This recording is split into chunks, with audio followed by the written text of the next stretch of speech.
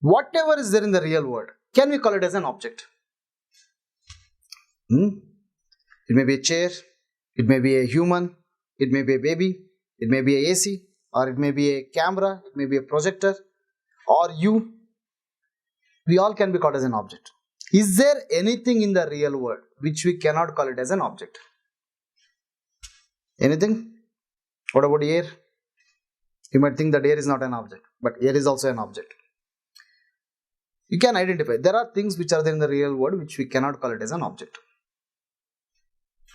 Not getting? Okay, let me explain.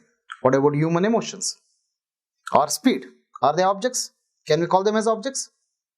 No, isn't it? Now, in the real world, if we cannot call something as an object, then they will be either property or behavior of an object. Say for example, feelings are the behaviors of humans, and whereas speed is a property of a car or a bike, isn't it? So if we cannot call something as an object, then either there will be behavior or properties of an object. This is the real world situation. Now the Java developers, what they have done, they wanted to create the real world replica in a programming language. So whatever is there in the real world, they wanted to represent in a programming language. They came up with object oriented programming language, that is Java. So how we can represent a real world object in Java? So let's take an example. Okay, let's take a car. Say car. Let's identify some of the important properties and behaviors. What are the properties car can have? Height, weight, color. In Java, how we can represent them? Height can be represented using double. Weight can be represented using double. Color can be represented using string. Speed can be represented using, again, double. What behaviors car will have? We can identify some behaviors like car will start and it moves, stops. They all are behaviors, isn't it? So now we studied that in Java we can use the data types which is studied in Java basics to identify the properties, to represent the properties, and to represent the behavior. Now let's take I have a behavior called start. Let's say I have a behavior called start. What are things happens to start a car? What do we do exactly to start a car? We open door, we sit inside, we turn the key. These all are actions, right? They all are behaviors. So these operations belongs to a behavior called car. Say for example, so let's make it simple. Let's say to start the car, I will have one system.println.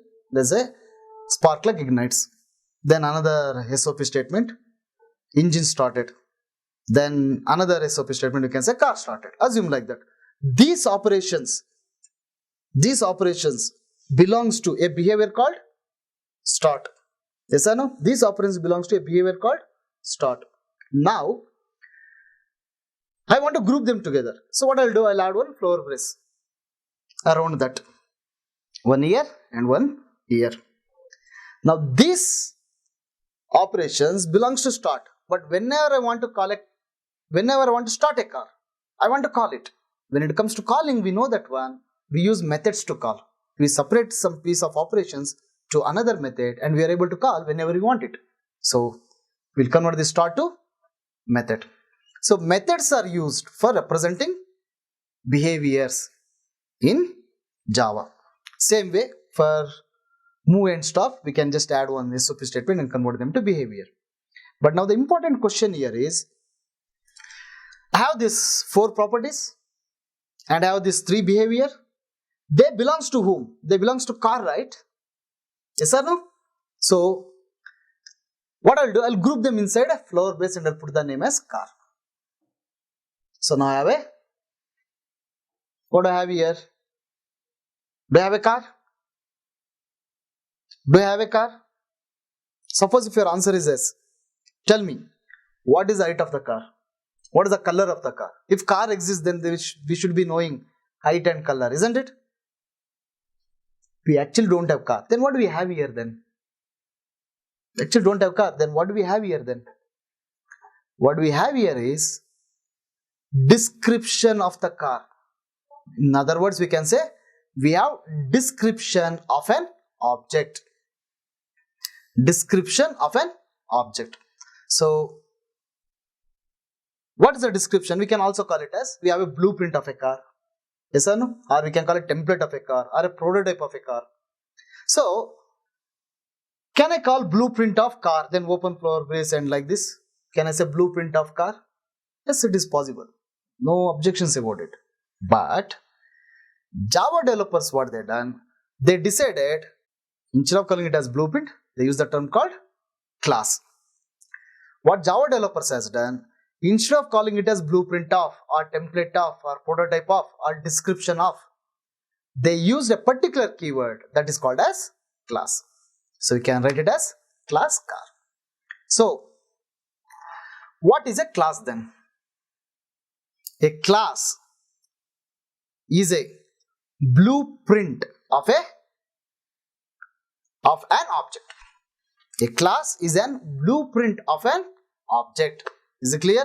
That is the right definition. Understand this. Let me give you a proper definition again.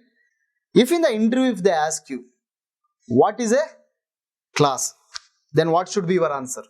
A class is a blueprint of an object which describes properties and behaviors of an object. Can you use one class to describe more than one object? Yes, it is possible. You can have, let's say, class employee student, and we have employee data members and student data members. But it's like having breakfast, lunch, dinner together in one plate in one time itself. That's absurd, right? So in one class, we describe one object. Is it clear? Please note down the notes below.